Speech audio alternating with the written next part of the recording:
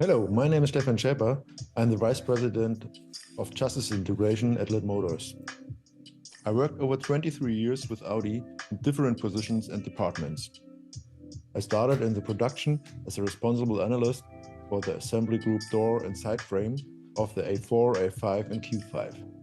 In that, I was responsible for the stamped metal parts, up to the welded doors, side frames, the supplier parts, and finally the assembly and the finished car. If something don't fit or make problems, I have to find the problem and bring a solution fast as possible in the serial production. After that, I moved to Hungary and helped to build up the new production line in Győr. Therefore, I was responsible for a building part that includes some important analysis tools, for example, a hydropulser. That helps to find noise in the interior by rattle and shuttle. When I finish the building part, I take the response for the analysis of the Knister rattle and shuttle team for the Hungary plant. When I come back from Hungary, I get the responsibility for the interior part and main dash in the Meisterbock. That means I was responsible for the detailed adjustments of every part in the main dash. From the Meisterbock, I changed to the innovation management as a technical development as a project manager for the Audi show cars. Over 6 years, I was responsible for the budget, the time schedule, concept, and finally the complete assembled car. And last but not least, I was a part of the strategy show car team. During that time, I reported to the Director of Innovation or to the CTO. I built some amazing innovative cars. For example, Audi A-Con, Audi Amy, Audi Elaine, or one of my last favorite projects, the Audi e-tron GT concept. But the development of the GT was a special opportunity. I will speak about this in a moment. A blank sheet development that we're doing now is always a great but exhausting challenge. Experience and following processes are fundamental. It starts with a suitable concept that we build up over specific requirements.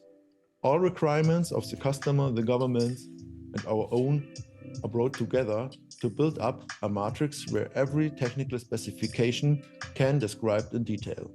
To get a comfort situation for the passenger is the measurement concept and the ergonomics of central importance. How do I or other passengers who are sitting in the vehicle fit in that space? For example, we need to account for that and the wheelbase requirements. In addition to that, you have to consider the ergonomics to generate an easy entry and to create enough space to feel comfort, but not so much that we lose the lane split ability. Field of sight, the control concept for steering, infotainment, and package are important examples that we must consider during the concept phase 2. A suitable security concept that contains all requirements from the different governments and currently known security standards is crucial. For occupant protection, for example, country-specific specification for the main dashboard should not include sharp metal edges installed or visible. Our internal requirements, for example, ensure good acceleration, which can be implemented and described easily. More complicated is the question how we enable the recuperation or how we make the windscreen crash-proof, windproof, and generate a wiper field that meet the government requirements. From these requirements, we create a list that reflects technical requirements from which we can build up the development of the car. Overall, the NCAP requirements are very important. To build up a suitable concept, which includes every requirement, is to create the blueprint for all following steps during the development process.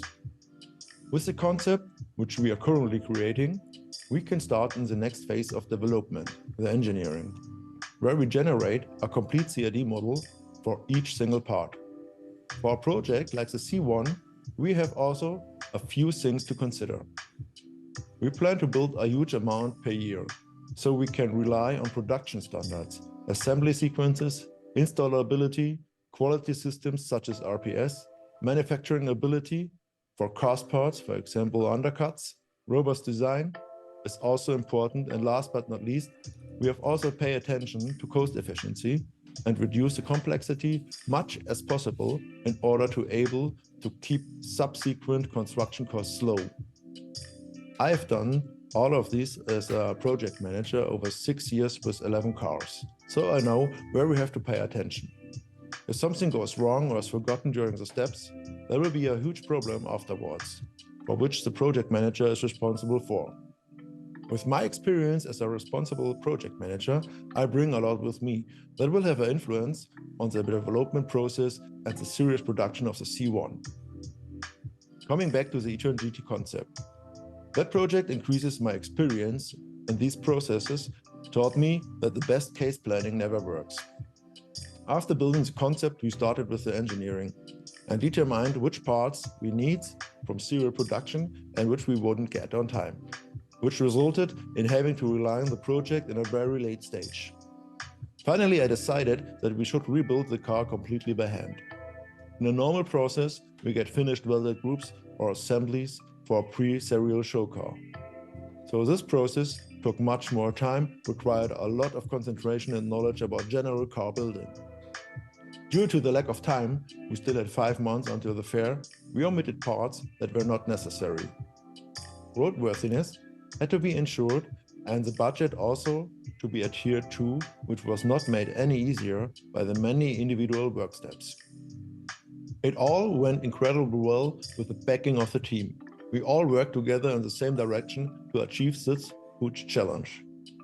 I'm currently experiencing the same momentum and team dynamics here at Lit Motors. Everyone is invested and wants to get started together 100%. Danny built up a great team, and I really be proud and excited that I get the chance to be a part of that. And I'm sure our product will change the world.